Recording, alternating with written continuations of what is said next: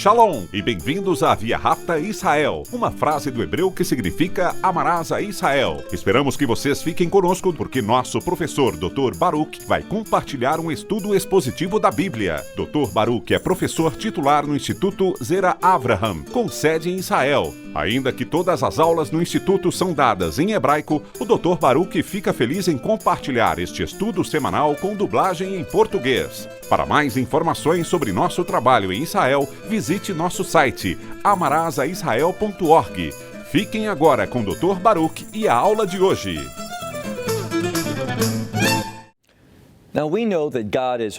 Sabemos que Deus é santo e, por ser santo, Ele deve julgar o pecado. Há duas maneiras pelas quais Deus julga o pecado. Uma das quais é por meio da sua graça, por meio da redenção, sobre a qual tantas vezes falamos.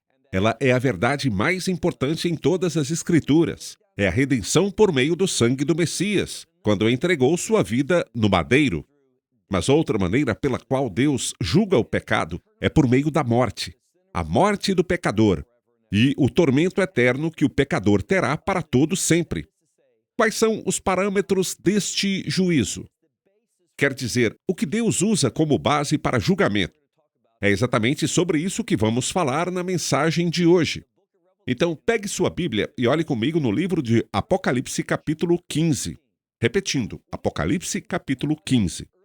Nos capítulos anteriores, vimos que Deus pronunciou o juízo. Vimos parte de seu julgamento em Apocalipse capítulos 8 e 9. E agora vamos começar a ver não apenas o juízo de Deus, mas também a sua ira derramada sobre o mundo. Vimos como isso vai acabar com a Babilônia, esse império maligno nos últimos dias.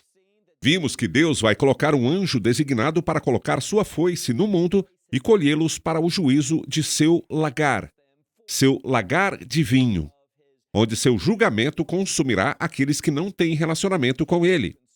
Mas, novamente, como entendemos esse julgamento? Olhe comigo, como disse, para Apocalipse capítulo 15, versículo 1. Este capítulo 15 tem um único propósito, que possamos entender a natureza e os parâmetros, as definições, a base para o julgamento de Deus deste mundo. Versículo 1, ele diz isso: Vi no céu outro sinal grande e maravilhoso.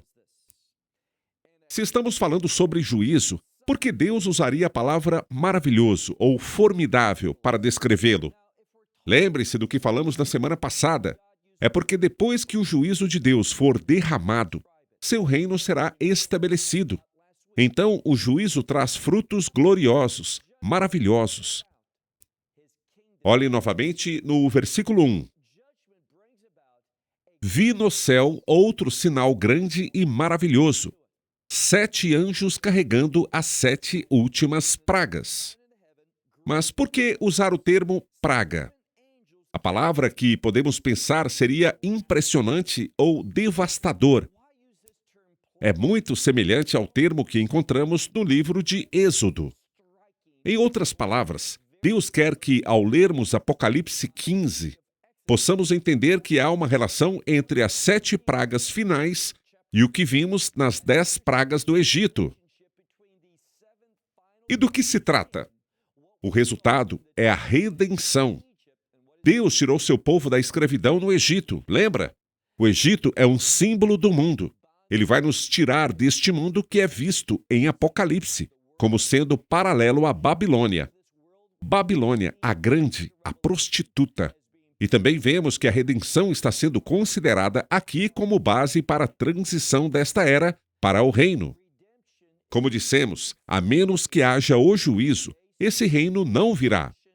Então se fala sobre os 7 anjos. Por que 7?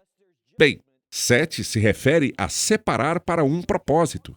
7 também tem a ver com santidade. Então esses anjos vão derramar as 7 pragas finais para que o propósito de Deus, a sua santidade, possa se manifestar no seu reino e através dele. Então, é disso que este capítulo trata, de entender a relação entre o juízo e o reino. No final do versículo 1, também lemos: Pois com estas pragas se completa a ira de Deus. Essa é uma boa notícia. porque trará o fim da sua ira. Mas entenda, isso acontece nesta dispensação. Precisamos e veremos, quando avançarmos mais adiante no livro do Apocalipse, após o reino milenar haverá outro derramamento do juízo consumidor de Deus. Por quê? O que aprendemos muitas vezes, o reino de Deus será estabelecido em 2 períodos. Primeiro, vem o reino milenar, onde o Messias governará do trono de Deus no Santo dos Santos, entre os 2 querubins da Arca da Aliança. Lembre-se desse termo, a Arca da Aliança, porque será muito importante em alguns minutos. E depois descobriremos que, ao final desse reino milenar, Satanás deve ser libertado. Mais adiante, ele será novamente julgado junto com aqueles que insensatamente se unirem a ele.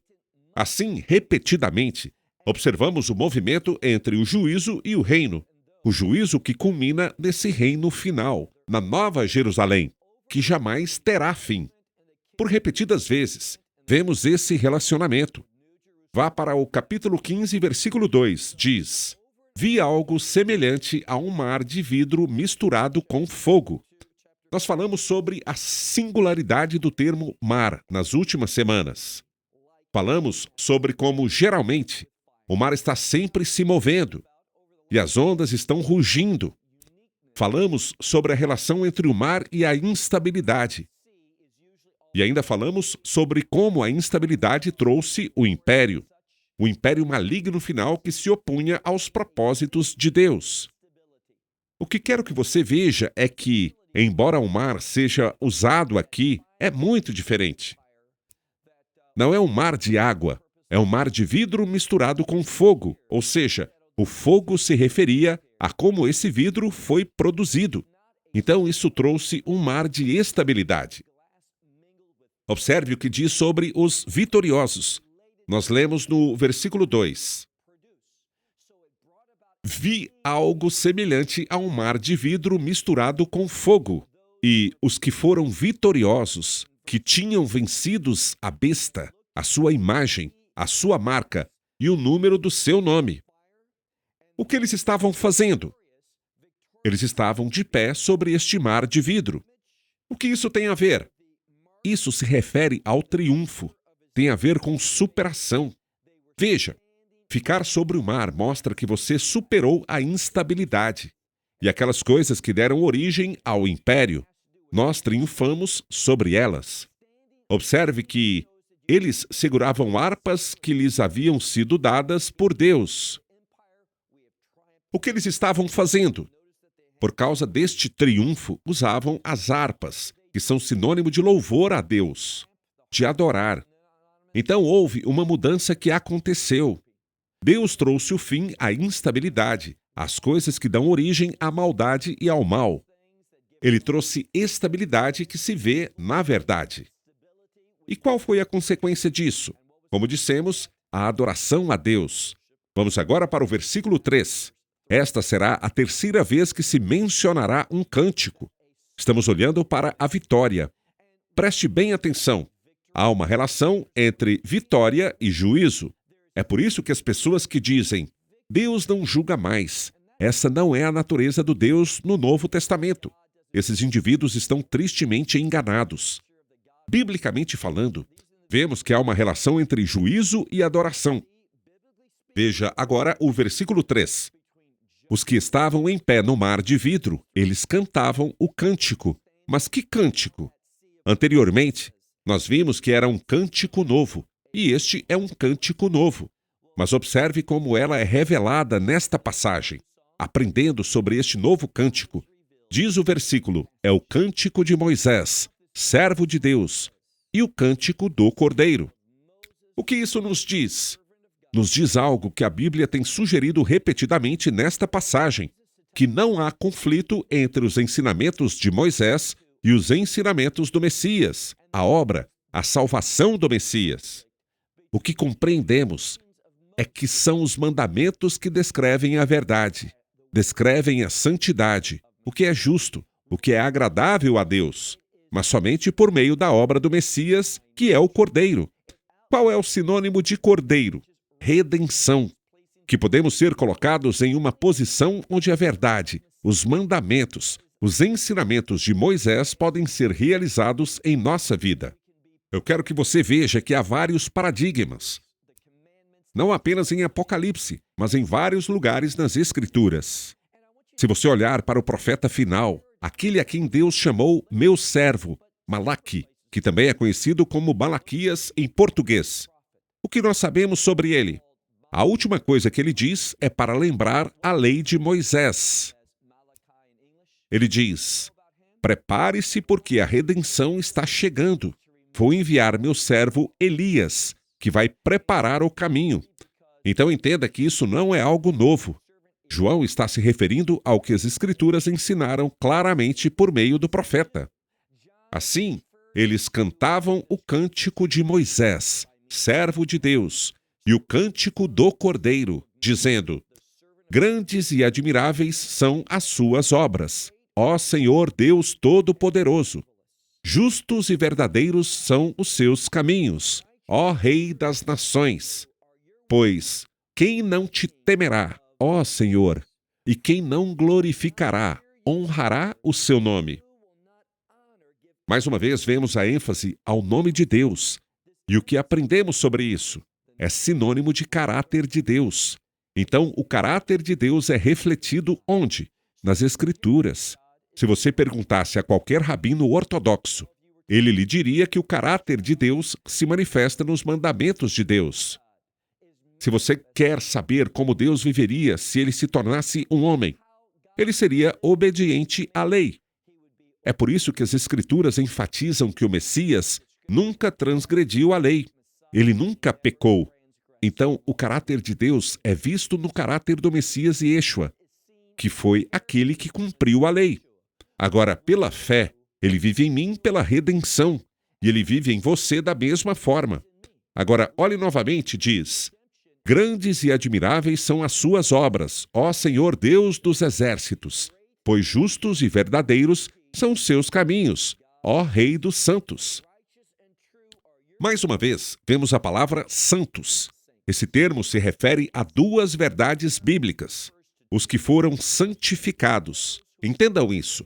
Há uma relação intrínseca entre justificação e ser santificado. É por meio da justificação que me torno santo declarado diante de Deus. Mas entenda o segundo fruto da santidade. A santidade também é vista em estar separado, ser chamado para um propósito. Então, quando ele diz Deus dos santos, o que ele está falando é que ele é nosso Deus e que devemos viver de acordo com os propósitos de Deus. Versículo 4. Quem não te temerá, ó Senhor? Quem não glorificará o seu nome? Pois só tu és santo. Por isso todas as nações virão e adorarão diante de ti, porque os seus justos julgamentos foram revelados. O que isso significa quando diz que todas as nações virão e te adorarão?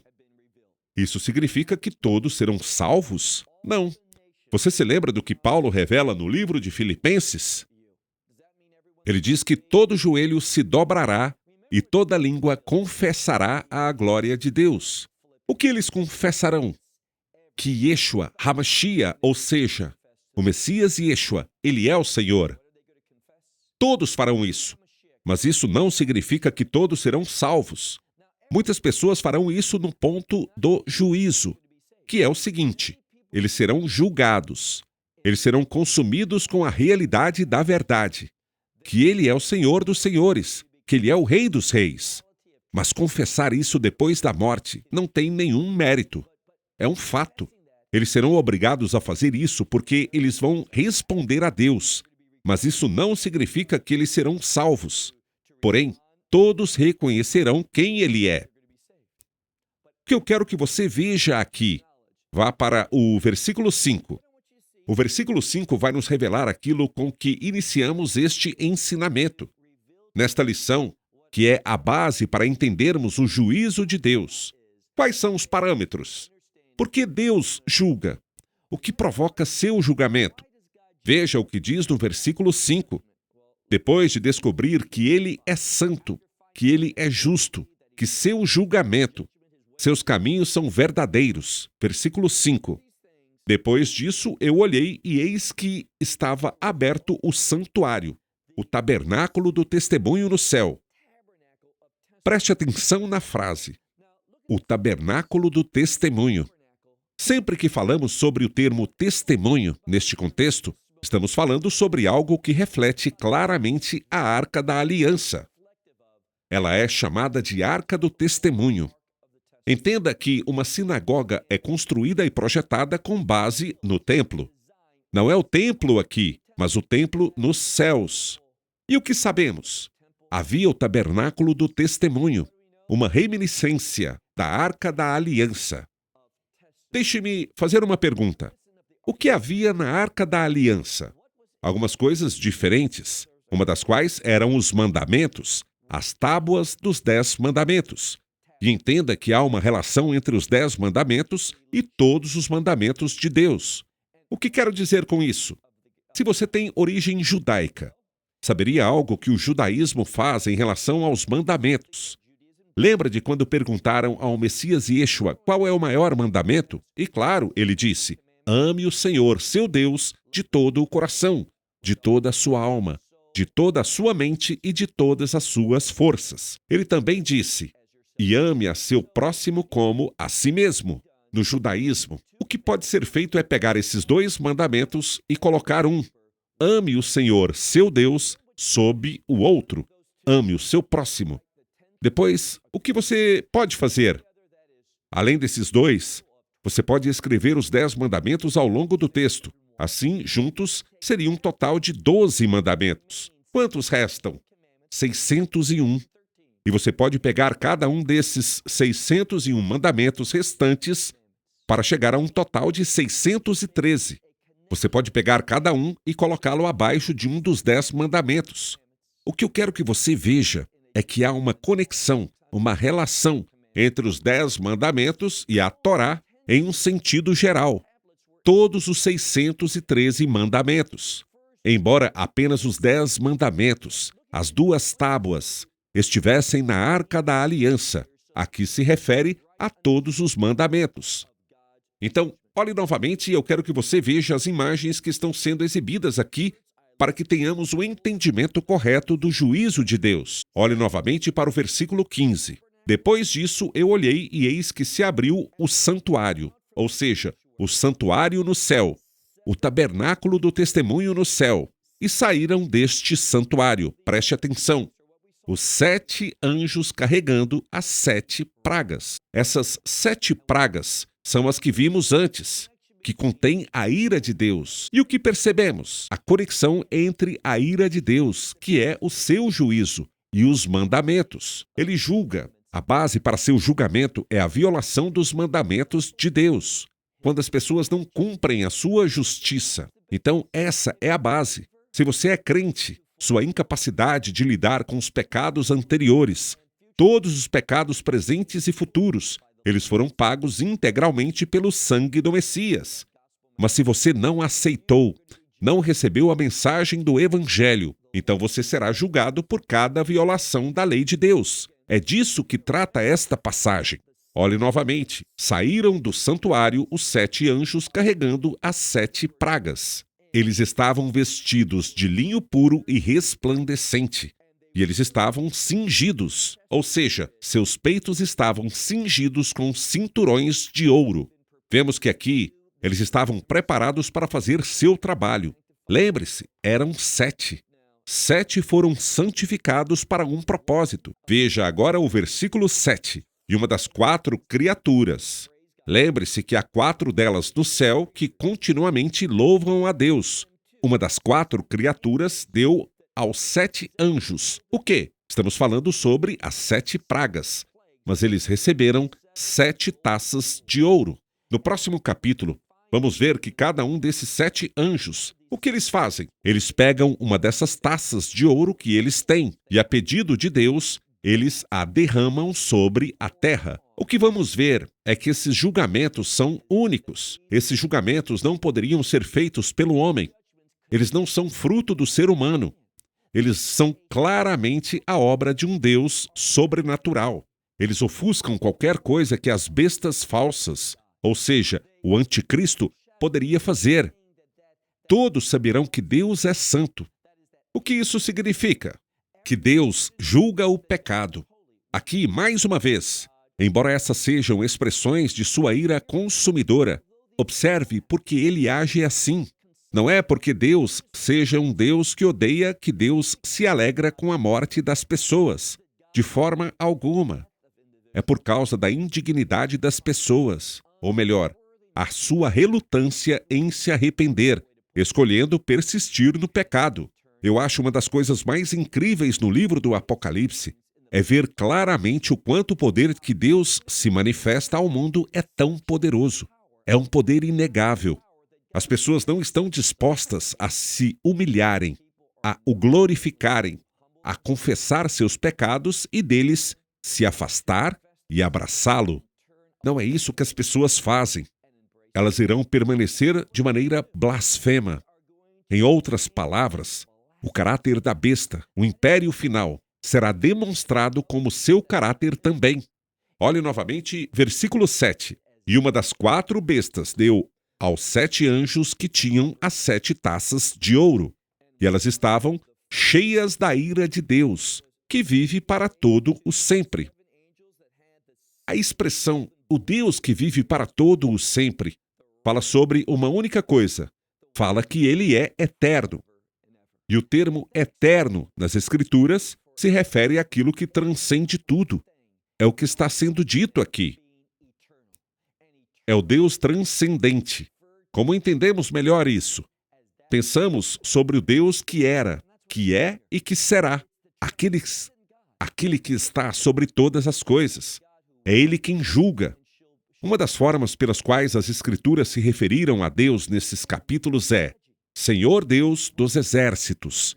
O termo Deus dos Exércitos, Savaot, é um termo militar. É um termo usado pelos exércitos e está no plural. Então, é um Deus sobrenatural que vem acompanhado de uma multidão de exércitos para trazer o seu juízo. Vamos agora para o versículo 8. Encontramos aqui que o santuário ficou cheio da fumaça da glória de Deus. Agora preste atenção numa coisa.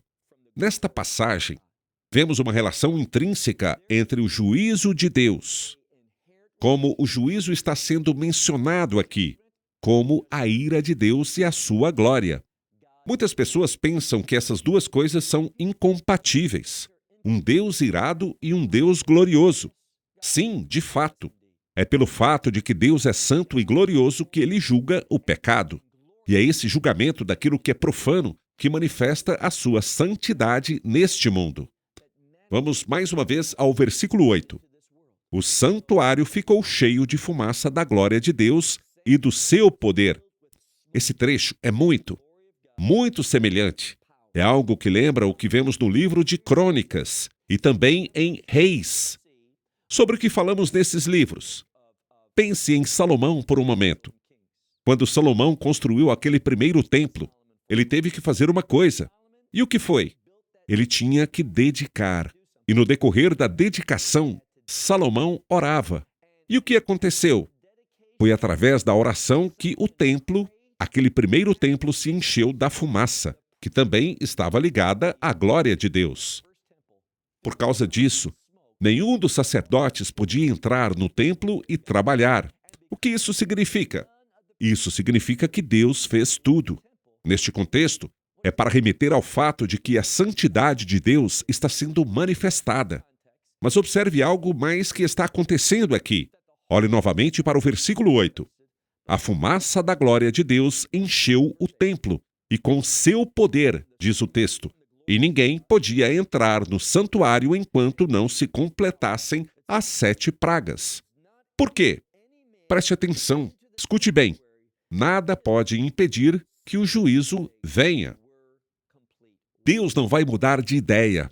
Deus não vai se arrepender. E Deus nos livre que ele se arrependa. Eu sei que a Bíblia usa esse termo às vezes, mas o que significa é que Deus foi consolado. Em português, dizemos assim, mas não é a palavra adequada para arrependimento.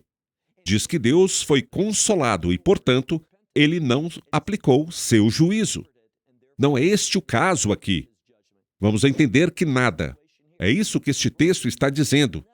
Nada pode trazer fim ou interrupção desta ira, até que tudo seja derramado totalmente. Assim lemos: ninguém podia entrar no santuário até que se completassem as 7 pragas, que estão nas mãos dos 7 anjos. Percebam uma coisa: inúmeras vezes, o número 7 surge. Há uma conexão entre a ira de Deus e a manifestação da santidade de Deus.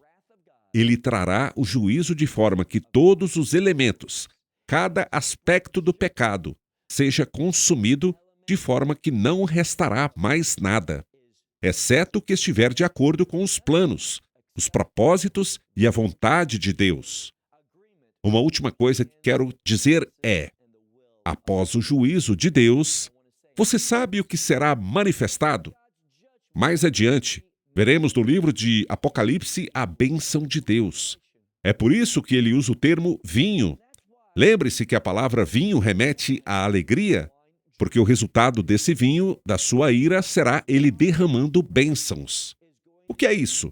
O cumprimento das promessas da sua aliança ao seu povo. Nós não queremos viver em um mundo onde existam influências contrárias aos propósitos de Deus. Ele vai consumir essas coisas, de forma que a única coisa que dura é a vontade de Deus. Bem, estou sem tempo. Até semana que vem, quando passaremos para Apocalipse capítulo 16. Que Deus o abençoe ricamente. May God richly bless you. Esperamos que você tenha desfrutado da aula de hoje e que possa compartilhá-la com outros. Te convidamos a participar e nos acompanhar a cada semana, a esta hora e por este canal, em mais um episódio de Amarás a Israel. Para mais informações em português, visite amarasaisrael.org, onde encontrará muitos outros estudos realizados pelo Dr. Baruch. Até a próxima semana. Que Deus, nosso Messias e Yeshua, nosso Senhor Jesus Cristo, te abençoe durante a sua caminhada com Ele. Shalom, desde Israel.